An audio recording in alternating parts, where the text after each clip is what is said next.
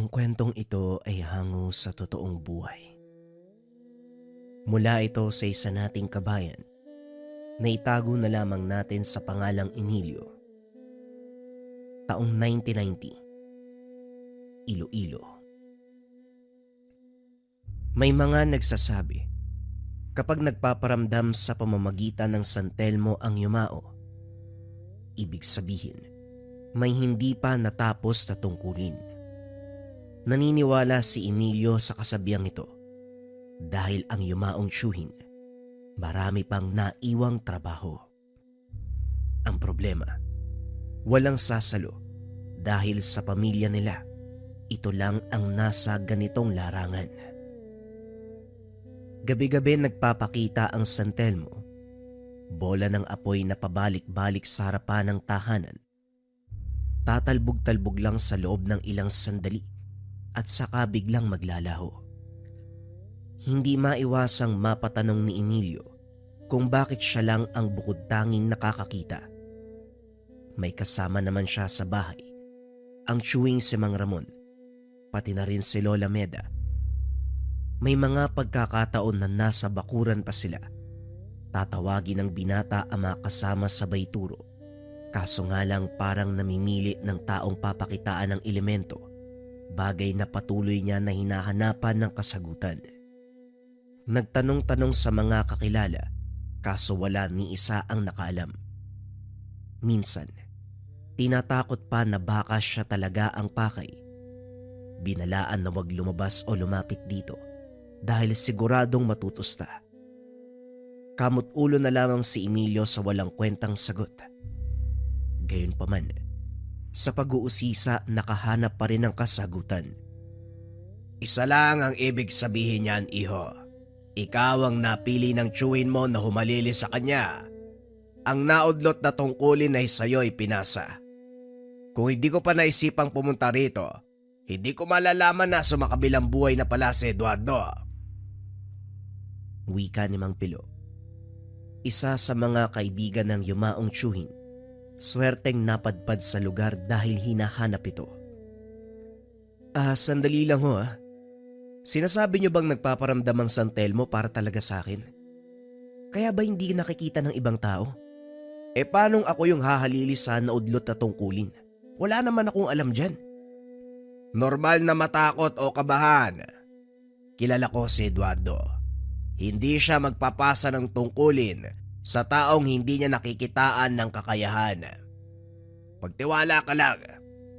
Nga pala ngayong gabi, kapag magpapakita uli sa iyong San Telmo, lumabas ka sa lubungin mo. Hindi ka naman matutusta dyan . Antayin mo dahil may ibibigay yan sa iyo. Isang bagay na magsisilbi mong gabay. Hindi makapaniwala si Emilio. Naghahanap lang naman sana ng sagot. Pero siya na itong susunod sa yapak ng yumao. Kinagabihan nag-abang si Emilio sa muling pagpaparamdam ng San Telmo. Hindi nagtagal. Tanaw niya na ang nag-aapoy na elemento. Tumatalbog-talbog. Pabalik-balik sa bakuran. Payapa naman ang gabi. Tulog ang mga kasama kung kaya't lumabas para sundin ang sinabi ni Mang Pilo. Nanginig ang buong katawan ng binata nang mukaan nitong makarap. Hindi nakagalaw sa kinakatayuan ng dahan-dahang lumapit ang elemento. Napatigil ang hininga. Pero nagulat nang unti-unting gumaan ang pakiramdam. Bolang apoy ang umaaligid, pero hindi ito nagdulot ng anumang init.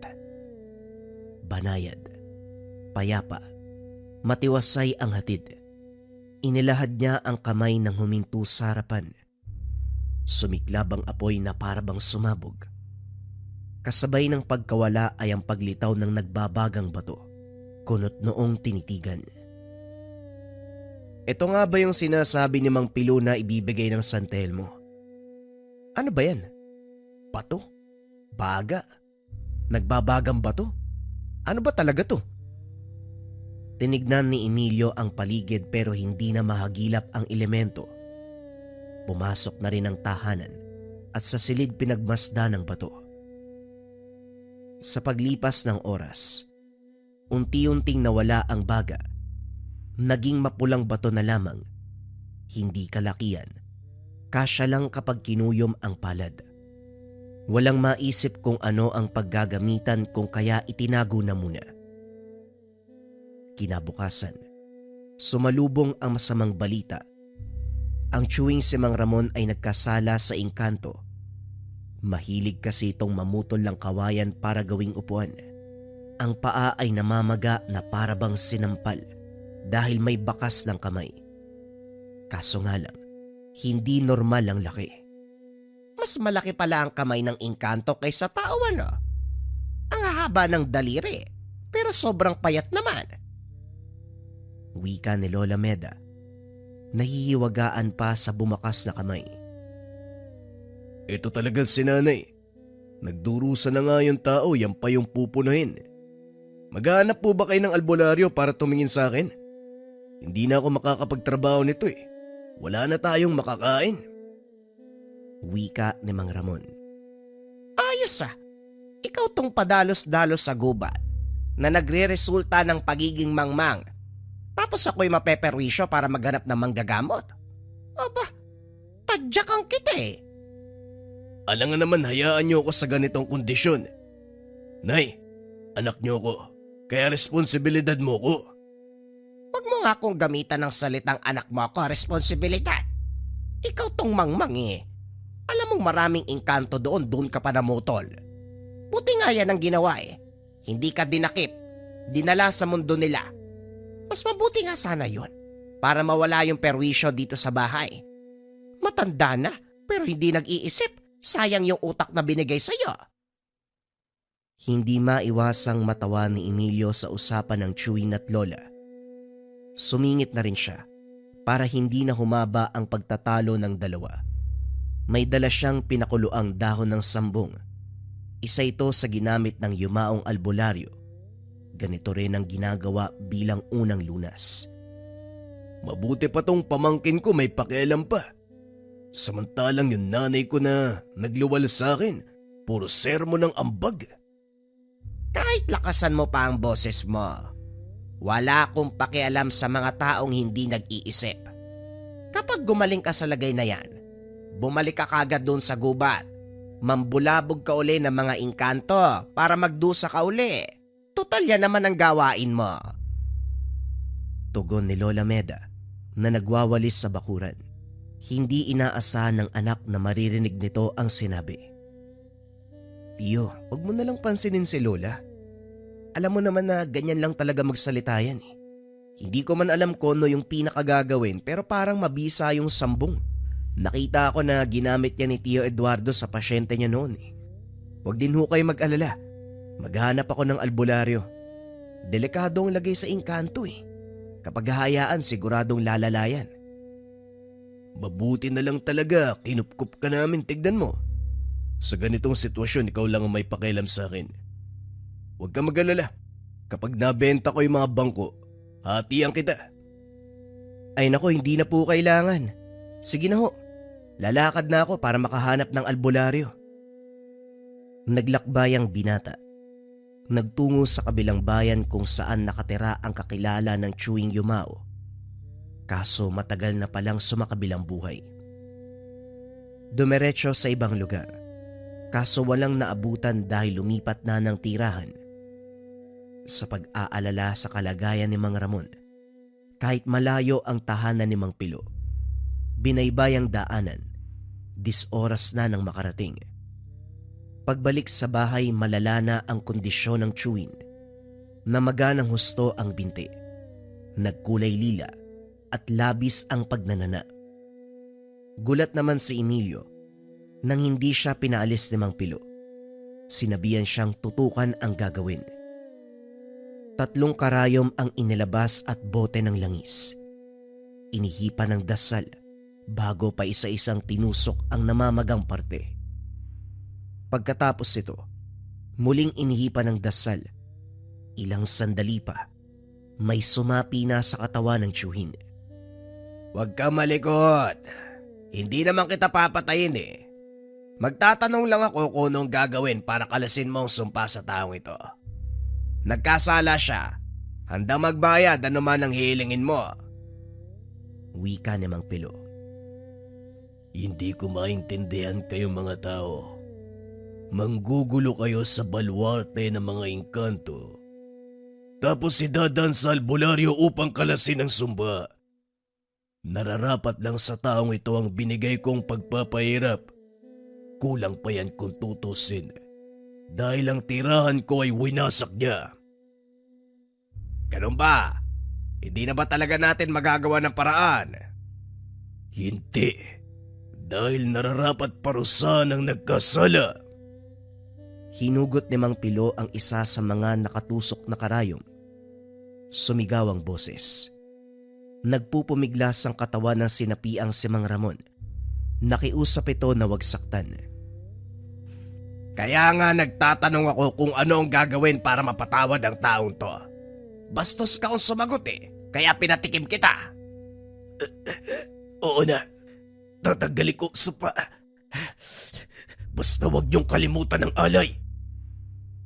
Sasagot ka rin naman pala, pinapatagal mo pa yung sitwasyon. O siya, gagawin namin yon. Siguraduhin mo lang, kakalasin mo yung sumpa. Dahil kung hindi, magkikita ulit tayo.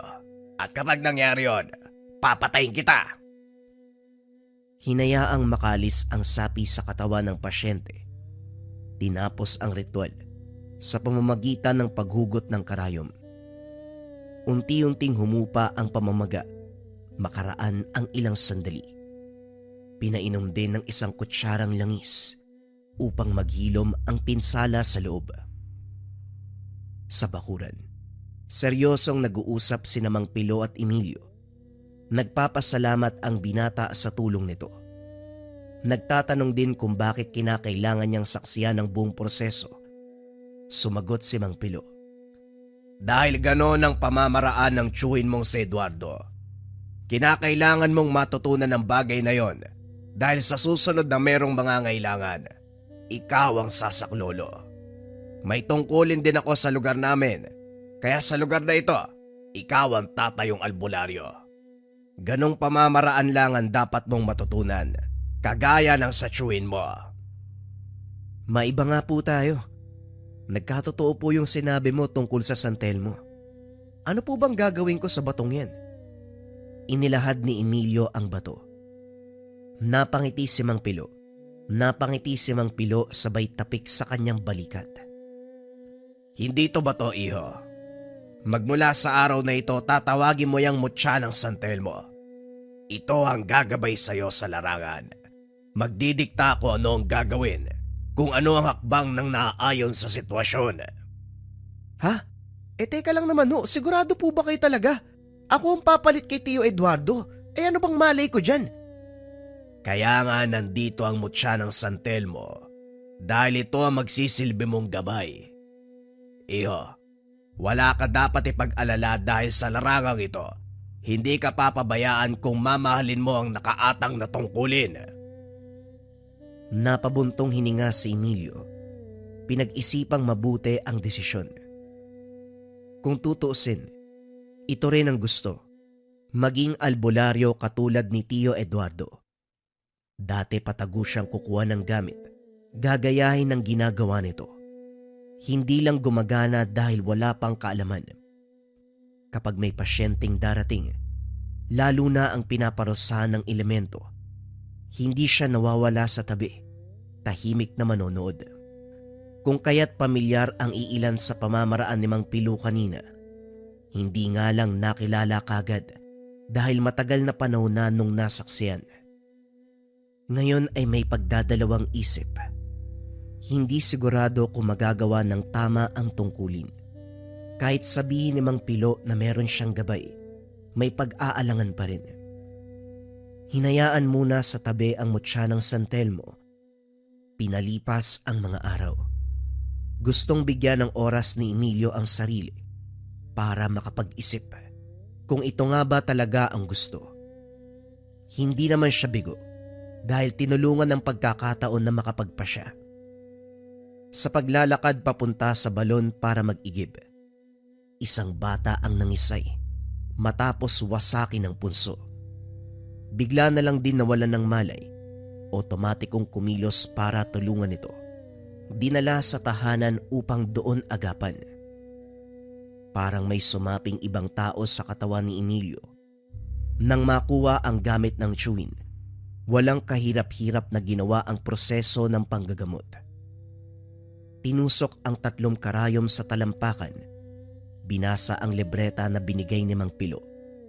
Pagkatapos, maririnig mula sa bata ang boses ng duwende. Nakikita din ni Emilio ang mismong wangis nito. Matanda, kulubot ang muka, masama ang titig sa kanya. Nauna pang magtanong. Hoy! Anong kailangan mo? At talagang pinatawag mo pa ako? Pagpasensyaan mo na sana yung ginawa ng bata. Wala naman siyang masamang intensyon eh. Sadyang mangmang sa bagay katulad ng punso. Huwag yun na sanang ituloy yung pagpataw ng parusa. Patawarin nyo na yung bata. Aba! Sino ka naman para pagsabihan ako? Hindi tayo magkakilala para basta kang magdikta. Alam nyo naman siguro ang ibig sabihin ng 3 karayom, hindi po ba? Kapag bubunutin ko yan, ano kaya sa tingin mo mangyayari? Makikita ang takot sa mukha ng duwende. Lumambot ng masipatang mutya ng San Telmo. O sige, hindi ko na itutuloy ang pagpaparusa. Bibigyan ko lang sana ng matinding lagdat. Pero hindi na. Yang mutya mo, malakas ang bisa. Nararamdaman ko ang init. Malulusaw ako. Pakawalan mo na ako. Hindi ko naman itutuloy ang bala ko, pangako yan. Siguraduhin mo lang natutupad ka sa usapan, ha? Sige na, maaari ka nang umalis. Matapos ng usapan, hindi makapaniwala si Emilio nang mapagtanto. Napatitig sa mga palad na kusang kumilos ng naayon sa sitwasyon. Napalingon siya nang marinig ang boses ni Mang Pilo. Kita mo na. Ito ang sinasabi ko. Hindi mo kailangang kabahan dahil sagot ka ng gabay mo, mutya. Mang Pilo, kung talagang ako ang pinili ni Tio Eduardo nang malilis sa kanya, sa tingin ko handa na ako. Gagamitin ko ang lahat ng kakayahan. Magpapatulong sa mutyang gabay. Pero may tanong po ko. Anong hindi niya natapos? Yun naman ang silbi kung bakit ako papalit sa kanya. Tapusin ang hindi natapos. Pero ano po yun? Napaisip si Mang Pilo. Wala ring ideya kung ano nga ba ang naudlot sa gawain ng yumao.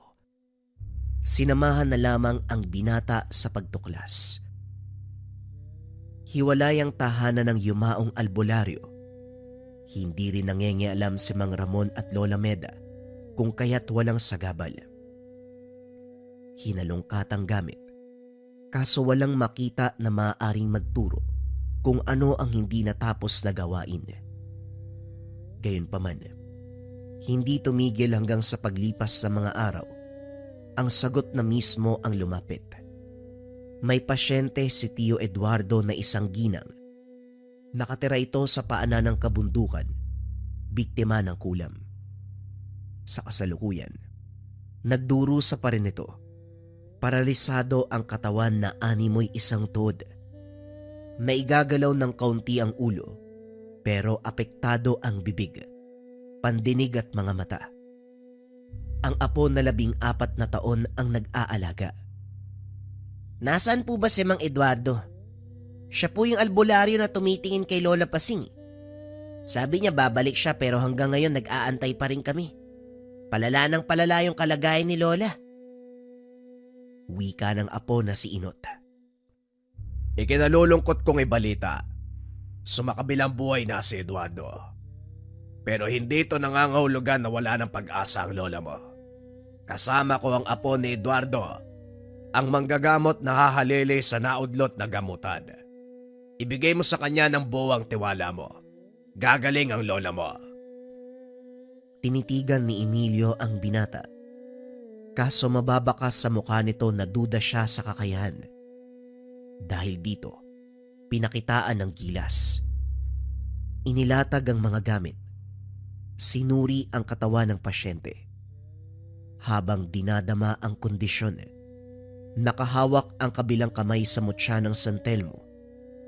Naramdaman ni Emilio ang enerhiya ng mutya na lumatay sa kanya patungo sa katawan ng ginang.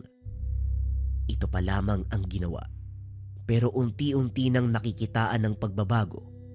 Naibuka ang bibig, kagad dumingi ng tubig. Tuwang-tuwa naman ang apo dahil sa loob ng mahabang panahon, narinig na ang boses ng matanda. Sa nangyari, buong tiwala ang binigay. Salitan ang pagsusuring ginawa. Nakiusap si Emilio na tignan din ni Mang Pilo ang kondisyon para maiambing sa kanya. Sa kabutihang palad, angkop sa isa't isa ang pagsusuri. Umusad sa kasunod na akbang. Sa pagkakataong ito ginamit ang 3 karayom. Si Mang Pilo mismo ang nagmungkahi na wag nang idaan sa ritual kung saan kakausapin ang espiritual na kamalayan ng mangkukulam. Diretso na upang mapadali. Inaalala ang kalagayan ng pasyente. Sa sandaling itutusok na ang karayom sa balat, nagulantang ang lahat sa pagsulpot ng grupo ng mga uwak. Naglalabas-masok sa bahay. Iniiputan pa sila. Ang ipinagtataka ng 3, sila lang ang sinasalakay, hindi ginagalaw ang nakaratay na pasyente. Sumilip si Inot sa labas. Sumigaw nang makita ang taong tinatawag na amo. Si Mang Pilo ang humabol dito. Inusisa naman ni Emilio ang binata. Sino si amo? Anong kinalaman niya sa nangyayari? Siya po yung mangkukulam. Ang totoo, anak siya sa pagkadalaga ni Lola Pasing. Hindi ko alam kung bakit niya ginagawa to. Nung una, pumasok yan dito para saktan pa si Lola eh. Ngayon kulam na ang binibigay niya. Sa tuwing sisimulan ni Mang Eduardo ang gamutan, palagi siya nagpapakawala ng uwak, kagaya na lang na nangyari ngayon. Sinilip ni Emilio ang labas, kaso hindi na mahagilap ang tinatawag na amo. Inantay muna si Mang Pilo para malaman kung ano ang opinyon. Kaso nga lang, bumalik ito ng sugatan, nagtamo ng saksak sa balikat. Aniya hindi madaling kalaban si amo. Hindi lang magaling sa orasyon, mahusay din sa pisikal na laban. Nakontra ang sumpang binitawan sa hangin, pero ang pananaksak ay hindi. Nang mahimasmasan si Mang Pilo, pinag-usapan ng plano. Sa kalagitnaan sumingit si Lola Pasing. Matagal na pala nitong alam na kinulam siya ng anak. Kaso hindi magawang sabihin noon kay Tio Eduardo dahil natatakot sa mangyayari. Kilala niya ang yumao. Walang patawad. Gagawin ang lahat para maparusahan ang nasa panig ng kaliwa. Ang punot dulo ng paghahasik ni amo, ang katotohanan na binalak ipalaglag dahil bunga ng masalimuot na nakaraan. Si Lola Pasing, pinagsamantalahan ng 2 kaanak. Gustong ipalaglag upang maiwan sa panahong iyon ang alaala ng pambababoy. Kaso hindi nakunan. Nailuwalang bata. Itinaboy ang sanggol, iniwan at kinalimutan. Hindi inakala na sa pagdaan ng panahon, lilitaw at maghihiganti. Nung una nakakayanan pa naman dahil pisikal na pananakit lang. Kaso sa paglipas ng mga araw, matinding kulam ang pinataw. Wala rin siyang intensyon na magpagamot. Bukal sa puso na tanggapin ang sasapitin dahil gumaganti lamang ang anak sa mali niyang ginawa. Subalit si Tio Eduardo na kababata, hindi papayag na makita siyang nagdurusa, lalo pat minsan na siyang tinulungan. Nangako itong gagamutin at tatapusin ang panggugulo ni amo. Subalit sa kasamaang palad, sumakabilang buhay ito. Gulat na napatitig si Emilio sa isa pang revelasyon. Ang pumatay kay Tio Eduardo, walang iba kung hindi si amo. Hindi kulam ang ginamit sa pagkitil kung hindi patalim. Umakma dahil naabutan ang tiyuhin na puno ng saksak nung araw Walang makitang salarin kaya pinagpalagay na lamang na tinambangan ng magnanakaw. Yung pala ay sinadyang patayin. Si Lola Pasing ang humingi ng tawad pero wala sa posisyon si Emilio na tanggapin ito. Dahil ang tao kung kanino nagkasala ay sumakabilang buhay na. Pasensya na Lola Pasing. Hindi ko matatanggap ang paghingi mo ng tawad. Bukod sa hindi ikaw ang dapat na hihingi nito, wala na si Tio Eduardo para magpatawad. Pero sana ako, mapatawad mo ko. Emilio, may binabala ka ba? Tandaan mo, hindi ka pwedeng magpadalos-dalos. Wala po kayong dapat ipag-alala dahil kalkulado ko ang magaganap. Mang Pilo, ikaw muna ang bahala kay Lola Pasing. Isagawa ang ritual para tuluyan siyang gumaling. May pupuntahan lang ako sandali. Babalik ako sa oras na matapos ang sadya. Hindi na nagantay pa ng sagot si Emilio. Dali-daling lumabas. Pumwesto sa bahaging hindi madaling makikita. Inabangan niya si Amo. Alam niyang nasa paligid lang ito. Nararamdaman niya ang presensya. Hindi maunawaan ni Emilio ang sarili. Pinaghalong galit at paghihiganti. Maging ang mutsyang hawak ay nagliliyab sa labis na init. Patawarin sana ako ni Tio Eduardo sa gagawin ko. Gusto ko lang turuan ng leksyon ng taong yan. Nang makita si Amo, hinanda ni Emilio ang sarili sa pagsugod. Pumwesto ito sa kakawyan. Napansin ni Emilio na sumasambit ng orasyon. Dali-dali niyang kinontra sa pamamagitan ng dasal. Makikita sa reaksyon nito ang pagtataka. Panaylingon, hinahanap kung saan nagmula ang pagkontra. Dahil hindi makita, sumubok muli ng orasyon. Kinontra pa rin ni Emilio. Hindi may tatanggi na medyo nahirapan dahil habang tumatagal, palakas ng palakas ang binibitawan ni Amo. Gayunpaman, sa lakas ng mutya ay nakayanan. Subalit ito rin ang dahilan kung bakit siya nakita. Hoy! Sino ka? Lumabas ka dyan! Ang lakas ng lobong kontrain ako ah. Mahusay ka ba? Wala ka sa lugar ah. Wala ring lugar sa akin, yung mga kagaya mong tao. Sarili mong nanay, pinahihirapan mo. Alam ko na. Kasama mo yung matanda na humabol sa akin kanina. Kumusta yun? Boy pa ba? Bago mo kumustahin yung iba, tanungin mo muna yung sarili mo kung mabubuhay ka pa. Kung makapagsalita ka, akala mo kung sinong biyasa. Batay sa pananalita at galaw mo, siguradong baguhan ka lang. At batay din sa nakikita ko, hindi mo pa nararamdaman kung gaano ko kalakas. Bakit hindi mo pagbatayan kung paano ko kinontra yung orasyon mo? Napahugot ng hininga si Amo. Taas noong humarap kay Emilio. Humakbang palapit. Nag-iwan ng iilang distansya. Walang imik pero nag-uusap ang titig sa bawat isa. Nang bumigkas si Amo, hindi nagpauli si Emilio. Maigpit ang hawak sa mutya ng San Telmo. Nag-ihip ng dasal. Direktang tumama sa kalaban. Bumangon si Amo. Hindi makapaniwala sa tumamang lakas.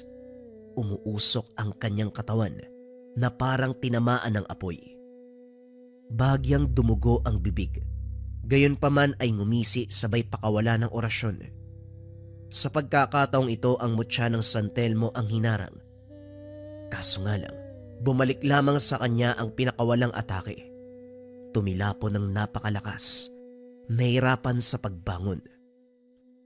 Gusto ko lang din sanang malaman mo na hindi lang ito patungkol kay Lola Pasing, kundi sa tiyuhin ko na pinatay mo. Siguradong natatandaan mo pa ang albularyong si Eduardo. Nag-angat ng tingin si Amo. Nang maalala ay bigla itong humalakhak. Napatigil lang mapaubo ng dugo. Kung kaanak mo yung lintik na albularyo na yun. Nahirapan ako dahil sa nalagay niyang pananggalang ah. Mabuti na lang, Napatay ko kasi kung hindi. Hindi na pinatapos ni Emilio. Pinaulanan ng suntok. Makikita ang pagliwanag ng kamay ni Emilio na para bang nagbabagang apoy. Bawat dapo ng suntok, matindi ang iniiwan na epekto. Unti-unting nalulusaw ang espiritual na kakayahan ng kalaban. Makikita rin ang bawat usok sa pagtama ng kamao. Hindi naglaon bumulagta na lamang ito. Bubugbugin pa sana ng todo para maramdaman ang paghihiganti. Kaso nga lang natigilan siya ng tawagin ni Mang Pilo. Naroon din si Lola Pasing. Dinala sa tahanan ang katawan ni Amo. Tahimik silang nakaupo sa sulok habang nagluluksa si Lola Pasing. Sa lala ng pinsalang tinamo, nalagutan ng hininga. Inantay ni Emilio kung kailan siya susumbatan ng matanda. Kaso sa halip na yon ang mangyari, nagpasalamat pa ito. Hindi dahil gustong mawala ang anak, kundi dahil malalagay na sa payapang lugar at tuluyang matutuldukan ang kasamaan. Lola Pasing, kung ano't ano man ang nangyari, gusto kong humingi ng pasensya. Tumango lamang si Lola Pasing. Walang salita na maririnig mula sa kanya. Hindi dahil nagpipigil, kundi buong pusong tanggap ang kaganapan. Pagdating ng tahanan, nagpasya si Emilio kung ano ang gagawin. Tinapos niya ang naudlot na gawain, pero may nagsasabi sa kanya na ipagpatuloy ang pagtulong sa iba. Sumang-ayon naman si Mang Pilo. Para sa kanya, mas mainam na may sumunod sa yapak ni Tio Eduardo. Sa gabay ni Mang Pilo, tuluyang ginampanan ng binata ang pagiging albularyo. Naging madali dahil pinagaan ng mutya ang lahat ng gawain. Suportado naman siya ni Mang Ramon at Lola Melda. Sila ang katuwang sa mga araw na marami ang dumadayo. Sa awa ng Diyos, masusuri ang lahat sa mismong araw kahit gaano karami. Paminsan-minsan, bumibisita si Mang Pilo para kumustahin ang ganap sa buhay ng binata. Sa parte ni Emilio, hindi siya makapaniwala sa takbo ng pangyayari. Nagsimula sa simpleng pagtatanong kung ano ang kahulugan ng pagpapakita ng San Telmo, pero umabot na sa puntong ito. Hindi rin nagsisisi sa pagtanggap ng kapalaran. Hindi lang nabigyan ng hustisya ang pagkamatay ni Tio Eduardo. Nakatulong pa siya sa kapwa sa pamamagitan ng pagkontra ng parusa na tinamo sa iba't ibang elemento at nilalang, maging sa kapwa-tao. Kaya naman buong puso niyang tinanggap, buong puso niyang isinabuhay ang pamana sa kanya. Ang San Telmo ng yumaong albularyo. Bagong istorya pa rin ang kasunod mga kabayan. Ito ay tungkol sa lantawan ng kapre.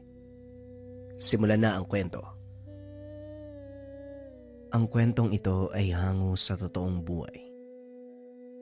Mula ito sa isa nating kabayan na itago na lamang natin sa pangalang Josefina. Walang eksaktong taon. Las Piñas. Sa liblib na lugar, may mga bahay na hindi basta tirahan lamang. May mga bahay na sa unang tingin ay ordinaryo. May matibay na dingding, malinis na pintura at bakod na maganda. Ngunit kung lalapitan mo ng masinsinan, mararamdaman mo may malamig na simoy ng hangin na dumadaloy mula sa loob, na para bang may humihinga sa mismong pader. May mga matang nakasilip sa bawat siwang. May mga yapak na hindi mo maririnig, ngunit siguradong naroon. Sa mga bahay na ito, minsan may mga nakatirang hindi lang ang mga taong nakikita ng ating mga mata, kundi pati na rin ang mga nilalang na matagal nang nananahan sa lupa bago pa man ito tayuan ng konkreto at bubong. Mga alaala ng nakaraan, mga sumpa ng kasaysayan, at mga nilalang na kailanman ay hindi umalis. Isa sa mga ito ang tinitirhan ni Josefina, isang simpleng babae mula sa Negros. Isang babae na walang ibang hangad kundi magpatayo ng sarili niyang tahanan, isang lugar na masasabing kanila, isang pugad ng kanyang pamilya, isang simbolo ng kanyang mga pinaghirapan at pangarap. Kaso nga lang ang hindi niya alam, ang pangarap na ito ang mismong magdadala sa kanya at sa kanyang pamilya sa isang bangungot na kailanman ay hindi makakalimutan. Si Josefina ay 30 taong gulang, ikalawa sa 6 na magkakapatid.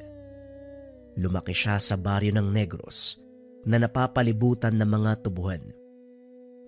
Ang kanilang ama ay magsasaka at araw-araw nakabilad sa init ng araw. Pawis ang puhunan para lamang may maiuwing ilang kilo ng bigas at kaunting pagkain. Ang kanilang ina naman, kasambahay ng isang mayamang pamilya, madalas wala sa kanilang bahay. Umuuwi na lamang tuwing linggo. Halos sapat lamang ang kanilang kita para sa kanin at ulam. Minsan 1 beses kung isang araw sila kumain. At sa bawat gabing nakaiga sa kanilang papag, pinagmamasdan ni Josefina ang butas-butas na bubong. Darating ang araw, hindi na natin kailangan mangutang para makakain. Magkakaroon ng sariling bahay, yung malaki. May sariling kwarto ang bawat isa. Hindi habang buhay ganito tayo. Wika ni Josefina sa isipan. Maaga siyang natutong mangarap nang higit pa sa nakikita niya sa paligid. Kung ang iba ay kontento na sa buhay sa kanilang baryo, siya ay tila tinatawag ng mas malaking mundo. Kaya sa edad na 20 naglakas loob siyang pumunta sa Maynila. Wala siyang sapat na pera at wala ring tiyak na trabaho. Hindi niya rin alam kung ano ang madadatnan niya sa lungsod ng Maynila. Ang tanging pinanghuhugutan niya lang ng lakas, ang kanyang pangarap para sa sarili, lalong-lalo na sa kanyang pamilya. Siya lamang ang nagkaroon ng lakas ng loob sa magkakapatid na sumugal sa syudad. Sa Maynila, hindi naging madali ang buhay para kay Josefina. Malayo siya sa pamilya at madalas mag-isa lamang. Nagtrabaho siya sa iba't ibang lugar. Minsan bilang tendera, minsan bilang tagalinis, hanggang sa nakapasok siya sa isang paaralan na pinamamahalaan ng mga madre. Dito niya nakilala si Ate Meng, isang negosyante na may kasosyong incheck. Nakalaunan pinakilala siya ni Ate Meng kay Lisa, ang kasosyo nitong incheck na may iba't ibang negosyo sa Pilipinas. Si Lisa ay mabuting tao, bukas palad at hindi madamot. Sa tuwing kumikita siya, ibinabahagi niya ito sa kanyang mga trabahante. Dahil dito pinasok ni Lisa si Josefina sa isa sa kanyang mga negosyo. Ang sahod ay hindi lang doble, triple pa kumpara sa noon. May mga pagkakataon na binibigyan pa siya ng extra. May mga bonus, regalo, minsan may mga ayuda pa para sa kanyang pamilya. Unti-unti nagkaroon ng sapat na ipon si Josefina. Nakapagpaaral siya ng mga kapatid. Nakabili ng mga gamit para sa kanilang bahay sa probinsya. Nakapag-supply ng mga gamot at vitamin sa mga magulang. At higit sa lahat, nagsimulang tuparin ang matagal niya ng pangarap, ang pagkakaroon ng sariling bahay. Matagal niyang pinangarap ang isang malaking bahay at nang dumating ang pagkakataon, naganap siya sa Las Piñas. Ito ang napili niyang lugar dahil malapit lamang ito sa kanyang pinagtatrabahuhan. Ilang araw at buwan din ang paghahanap niya ng bahay. Hanggang si Josefina may nakitang tahanan sa loob ng isang subdivision sa nasabing lugar. Malaki ang bakuran nito na pwedeng gawing parking lot. May malawak ding sala. Nasa 3 palapag ang bahay. Saktong-sakto para sa isang pamilyang galing sa probinsya na nangangarap ng magandang kinabukasan. Ngunit may isang bagay ang hindi gaanong pinansin. Ang isang malaking puno ng balete na nakatindig sa gilid ng bahay. Ang punong iyon ay napakalaki. May makapal na mga ugat na tila gumagapang pababa sa lupa. Sa tuwing ito ay lalapitan, tila may malamig na hangin na bumabalot dito. Ngunit dala ng pananabik, hindi na ito inisip ni Josefina. Dito na titira yung buong pamilya ko. Sa wakas, may bahay na kaming maitatawag na sa amin. Hindi na kailangan makituloy sa ibang kamag-anak. Lahat ng hirap, lahat ng sakripisyo, sulit na sulit. Pangarap ko to mula pa pagkabata eh. At ngayon natupad din. Wika ni Josefina. Aba, ang ganda nga, Inday Josefina. Malawak at presko ha. Siguradong matutuwa ang mga kapatid mo pagdating nila. Wika ni Yolanda. Ngunit sa likod ng kasiyahan, hindi nila alam na merong matang nakamasid mula sa mga kakaibang nilalang. Mga matang matagal nang nag-aabang ng bagong titira. Makalipas ang ilang araw, isa-isang lumuwas mula sa Negros ang kanyang pamilya upang manirahan sa bagong bahay. Sa umpisa ay puno ng kasiyahan, ngunit ilang buwan lamang ang nakalipas, nagsimulang magbago ang lahat. Ang halakhak na dati umaalingaw-ngaw sa bawat sulok ng bahay, unti-unting napalitan ng katahimikan.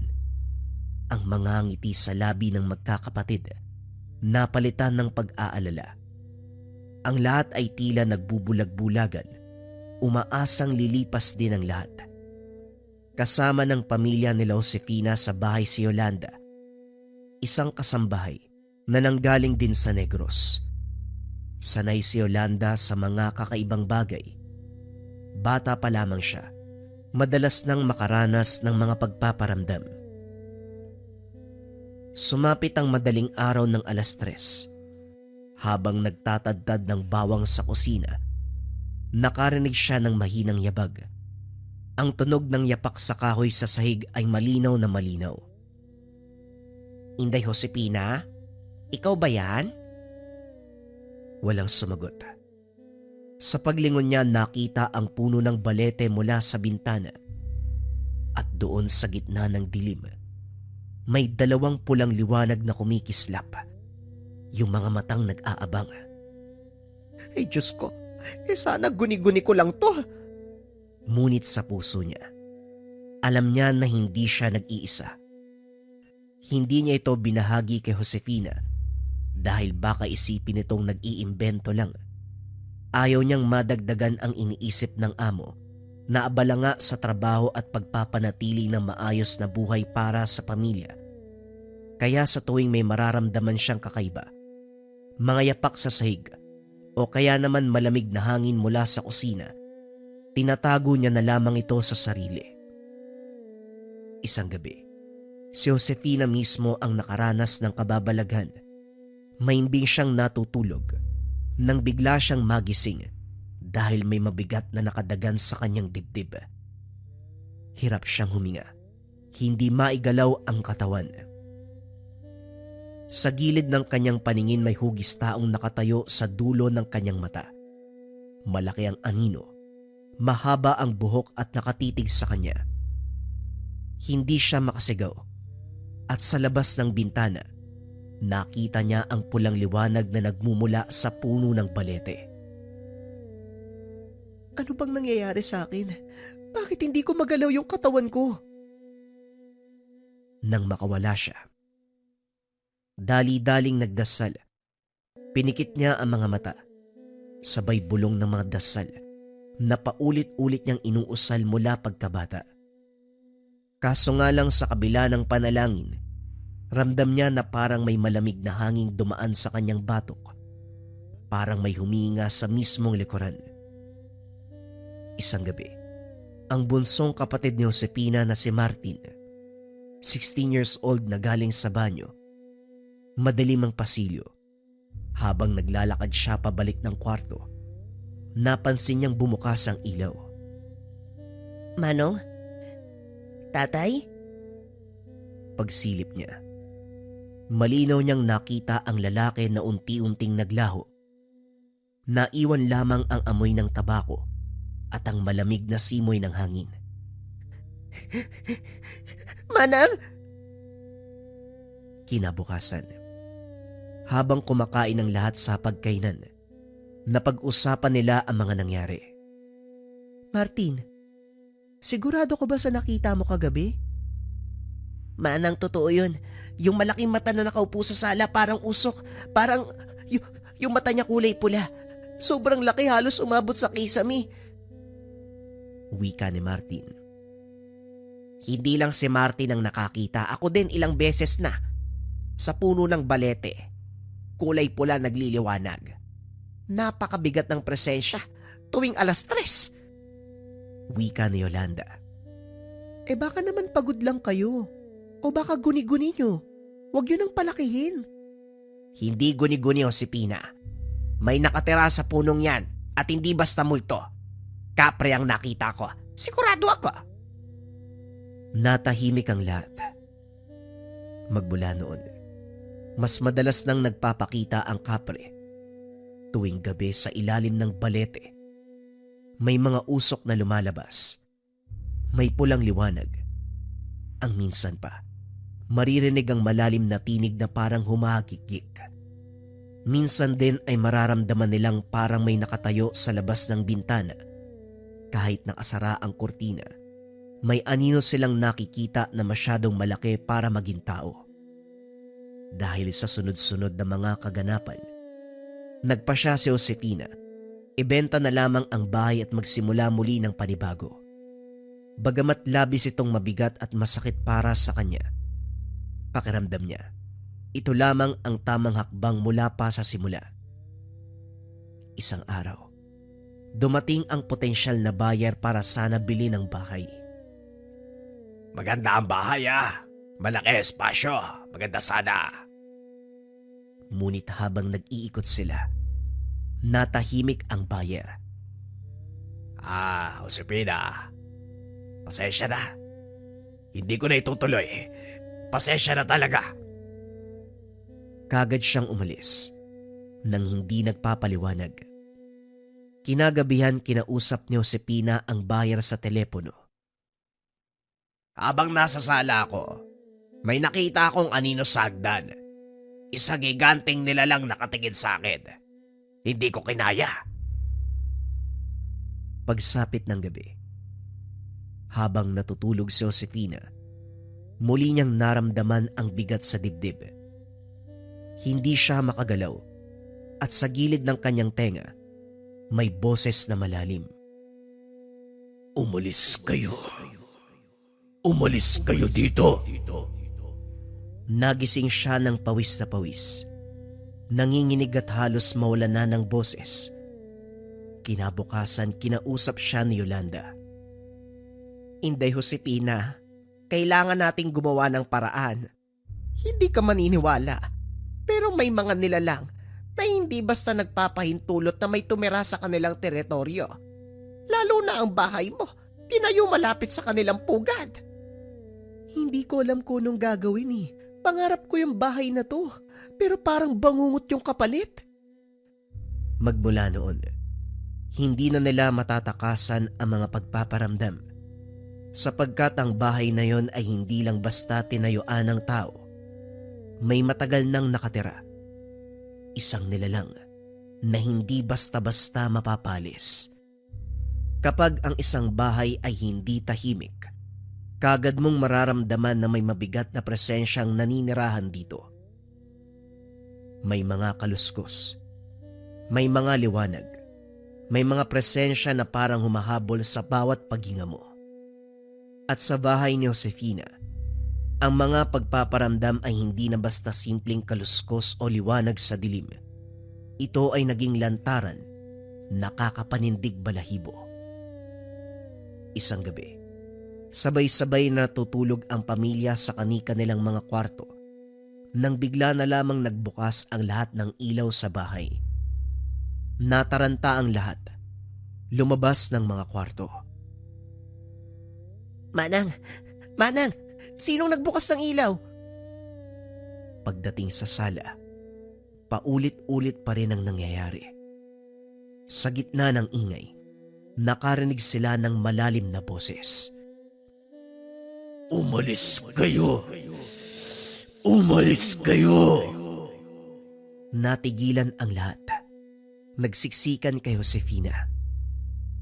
Kinabukasan hindi na kinaya ni Yolanda. Nilapitan niya si Josefina habang nag-aalmusal. Josefina, hindi na to basta pagpaparamdam. Lantaran na siyang nagpapakita kung hindi tayo kikilos. Mamamatay tayo dito eh. Anong gagawin natin? Maghahanap uli ako ng buyer. Ibenta natin uli yung bahay. Sinubukan mo na hindi ba? Pero bawat bibili tinataboy nila. Ayaw nilang may ibang nakatira dito. Hindi lang basta kapre, kundi tagabantay ng lupang kinakatayuan nyo. Yung nilalang na nandito ah. Nang gabing yun, nagkaroon si Josefina ng bangungot. Nakita niya ang sarili, nakatayo sa harapan ng punong balete. Sa itaas, may isang higanteng nilalang na kulay pula ang mga mata. At ang usok, parang ulap na bumabalot sa katawan. Sa amin ang lugar na ito. Umalis kayo hanggat kaya pa naming magtimpi. Biglang bumagsak ang lupa. Naramdaman ni Josefina na para siyang nilulubog. Nagising siya na basang-basa ng pawis. Hingal na hingal. May pasa ang kanyang braso. Parang may humawak ng maigpit habang siya ay natutulog.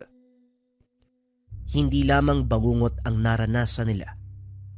Isang gabi, si Martin ay biglang sumigaw sa kanyang kwarto. Pagpasok nila Josefina, nakita nilang duguan ang kuko ng binata, parang kinalmot ng napakalaking kamay. Manang, may umawak ko sa akin. Ang laki po ng kamay. Hindi po ako makawala. Maigpit po yung hawak niya. Kagad dinala si Martin sa pinakamalapit na ospital. Subalit laking gulat ng mga doktor. Wala silang mahanap na paliwanag kung paanong nagkaroon ng ganong kalalim na galos. Hindi ko na alam yung gagawin ko. Pangarap ko pa namang magkaroon ng ganitong bahay. Pero bakit ganito yung kapalit? Josefina, minsan hindi lahat ng pangarap dapat tinutupad eh. Yung puno ng balete hindi dapat basta pinuputol. Hindi dapat basta tinatabihan. May bantay sa lupaing iyan. At kung minsan, hindi sila aalis. Kung kapre lang yan, kakayanin yan. Subukan nating lumapit sa barangay o sa albularyo. Wika ni Jeric, isa pa sa mga kapatid. Hindi yan ganun kasimple. Hindi lang basta kapre. Teritoryo nila ang lugar. At marahil may dugo ng sakripisyong naganap noon pa. Isang linggo ang lumipas. Habang mahimbing na natutulog ang lahat, nagising sila sa malakas na kalabog mula sa kusina. Tunog ng mga plato at basong nababasag. Pagbaba ay nakitang nagkalat ang lahat. Sa gitna ng kaguluhan, may itim na anino sa sulok. Hindi tao. Masyadong malaki at masyadong mabigat ang presensya. At sa bawat hakbang, nanginginig ang buong sahig. Umalis kayo. Sa akin ang lugar na to. Dumilim ang buong lugar. Napasigaw na lamang lahat sa tahanan. Kinabukasan halos hindi na makapagsalita si Josefina. Nanginginig ang kanyang mga kamay. Hindi na tayo ligtas dito. Hindi pera ang kapalit ng buhay natin. Umalis na tayo.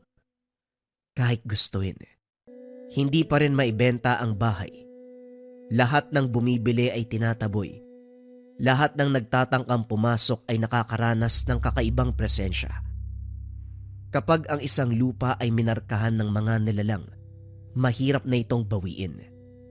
Para kay Josefina, ang bahay na kanyang pinangarap ay unti-unting naging isang kulungan. At ang lupa na pinatayuan ni Josefina ng kanyang pangarap, may kasaysayan ng dugo at pagdurusa. May mga lihim na hindi kailanman lumilitaw sa liwanag ng araw. Mga lihim ng lupa, ng dugo, at ng mga bagay na pilit inilibing sa katahimikan. Dahil sa takot at labis na pagkalito, nagpa siya si Josefina na humanap ng makakatulong. Isang kapitbahay ang nagpakilala sa kanya. Isang matandang albularyo mula sa kabilang barangay. Siya si Mang Oscar. Payat, halos butot balat. Ngunit ang mga matay matalim na parabang nakakakita ng mga bagay na hindi kayang abutin ng karaniwang paningin. Pagpasok pa lang ng bahay, napangiwi na si Mang Oscar. Hindi mo na kailangan magsalita pa. Nararamdaman ko na mula pa lang sa hangin na bumabalot sa lugar. Mabigat. Marumi ang lupaing yan. Hindi basta ordinaryo. May bantay na nakakulong. Isang nilalang na matagal nang hindi makaalpas. Kaya't nananatili itong nagbabantay. Galit, pasakit ang ibibigay. Kung sino mang mangangahas na manirahan dito. Bakit po, Mang Oscar? Ano po bang meron sa lugar na to? Bago pa magkaroon ng mga gusali, mga lupa, ang lugar na ito ay masukal na kagubatan. Ang punong balete na yan, isa sa pinakamatanda sa buong lugar. Diyan ginaganap ang mga ritual ng mga sinaunang katutubo, mga alay, mga panata, at noong panahon ng gera, may mga sundalong nagtago sa lugar. Maraming pinatay, maraming bangkay ang ibinaon sa mismong lupa sa ilalim ng balete. Hindi lang kapre ang naninirahan doon. Sa ilalim ng lupang yan, may mga kaluluwa na hindi kailanman nakahanap ng pahinga. Mga kaluluwang naiwan, naglalagalag, nakagapos sa kanilang matinding puot. Ang kapre ang nagsilbing bantay nila. Tagapangalaga ng kanilang pot at alaala. Kaya ganyan kasensitibo ang mga elemento't nilalang. May malalim silang pinanghuhugutan. Nang gabing yun, muli silang nakaranas ng matinding kababalagan. Habang nagdarasal sila ng rosaryo sa sala, nagliyab ang mga kandila. Ang apoy ay naging kulay asul. Natigilan ang mga kapatid ni Josefina. Manang nasusunog! Hindi natunaw ang kandila. Namatay ang mga apoy. Naiwan silang nanginginig sa takot. Nang gabing yon sa labas ng bahay, sa lilim ng balete nakita mismo ni Josefina ang kapre. Hindi na ito anino lamang, buo na ang kanyang anyo. Ito ay parang kulay uling na may pulang mga matang naglalagablab at katawan na halos kasing laki ng tahanan. Umalis na kayo sa lugar. Huwag niyong yurakan ang alaala ng kasaysayan. Hindi namin alam. Hindi namin alam kung anong meron dito. Patawad! Naglaho ang kapre na parang usok. Kinabukasan bumalik si Mang Oscar at sinamahan sila sa puno ng balete. Nagdala ito ng mga kasangkapan, asin, langis at mga orasyon. Habang nagdarasal, biglang lumakas ang hangin. Ang mga sanga ng balete ay nag-ugong na parang may gustong kumawala. Respeto sa mga kaluluwa, nilalang at elemento. Naway pakinggan ninyo ang aking sumamo. Ang panahon nyo ay lumipas na. Hindi nyo napagmamay-ari ang lupa. Lumisa na kayo. Hanapin ang liwanag na magbibigay sa inyo ng pahinga. Tigilan nyo ang pagbabahagi ng puot at sakit sa alaala ng nakaraan. Hindi tao ang inyong kaaway, kundi ang inyong sarili dahil pilit nyong kinikimkim ang paghihirap. Lumisa na kayo, bago pa tuluyang lamunin ang kadiliman. Bumuka ang lupa sa harapan. Doon lumabas ang mga anino, hugis tao, mga sugatan, duguan. May mga bayonete sa kanilang katawan. Ang kanilang sigaw ay umalingaw-ngaw. Dugo! Dugo! Dugo! Nang matapos ang ritual, huminga ng malalim si Mang Oscar. Ngayong malinaw na, ang lupaing ito ay libingan. May mga kaluluwang nakabaon na hindi matahimik at ang kapre, siya ang bantay. Hanggat hindi nyo inaalis ang tahanan, hindi titigil ang mga ito. Ang pagkakamali nyo, tinayo nyo ang pangarap sa ibabaw ng kanilang bangungot. Halos mawala ng lakas si Josefina sa narinig. Pag-uwi nila, nagtipo ng pamilya. Manang, ayoko na dito. Gabi-gabi ko ano-ano'y nararamdaman ko eh. Parang gusto nila akong kunin. Hindi pera ang kapalit ng buhay natin. Umalis na tayo dito.